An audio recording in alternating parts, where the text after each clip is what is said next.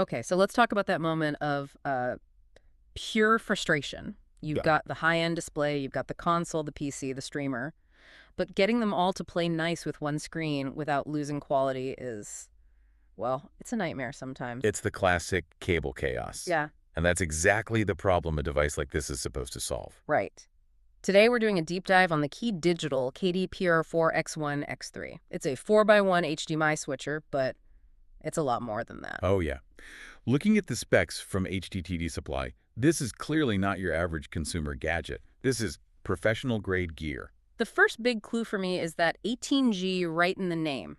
What does that actually mean in practice for the person watching the screen? That's the bandwidth, 18 gigabits per second, and that number is, it's the key to getting a true, uncompressed 4K signal. So a lot of the cheaper switches out there are actually, what, they're cheating a little? They have to. They use a kind of compression called chroma subsampling to basically squeeze the signal down a smaller pipe. They're throwing away some of the color data. With 18G, you get everything, the full 4.4.4 color.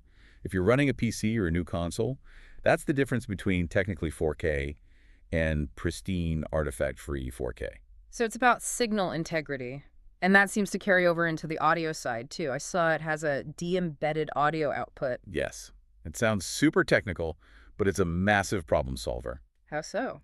It just means you can pull the audio stream right out of the HDMI signal, so you can send your video to, say, a projector. And the audio can go to a completely separate sound system that maybe doesn't even have HDMI. Exactly. You're not relying on your display's speakers or, a finicky ARC connection. It gives you total control, total isolation. Okay, that makes sense. Now, the other thing that screams pro here is the mention of PoE and IP control. Right. That tells you this is designed to live in an equipment rack, not on a TV stand. PoE is power over Ethernet, so you don't need a separate power adapter, right? Yep.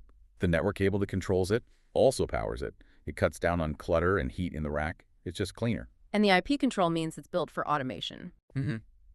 You're not meant to be pointing a little IR remote at this thing. It's designed to be integrated into a smart home system like Control4 or Crestron and just work. Set it and forget it. That's the idea. Mm-hmm. And that reliability, that professional integration, that's why it costs $571. You're paying for predictability. Well, about that, there is a huge catch in the product listing that kind of changes the whole conversation. Well, HDTVSupply has the estimated delivery date listed as Q3 2025. wait, what? 2025? 2025! We're talking more than a year away. Wow. That's a massive lead time.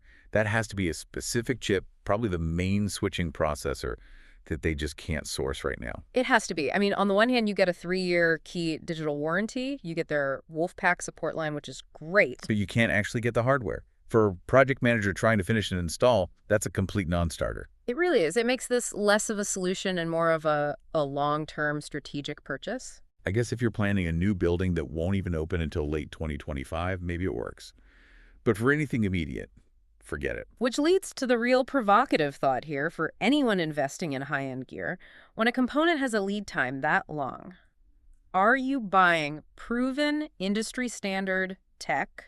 Or are you essentially pre-ordering a piece of hardware that might already be a step behind the newest standard like HDMI 2.1 or whatever's next by the time it finally arrives at your door? That is the big question. It's the calculated risk you take in this space.